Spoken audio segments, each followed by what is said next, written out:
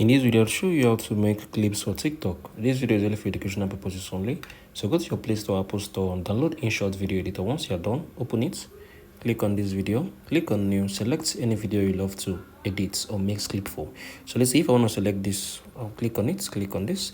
Now when it comes to the frame size, make sure it's currently in a good 16.9 frame size. What do I mean? You can see this is basically a long form content, but if you love to make a clip, that's actually your font size.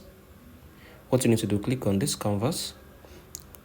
From here, you're going to be able to see ratio. So select the TikTok ratio. This is it. So this is it. So you can as well come on here and zoom this.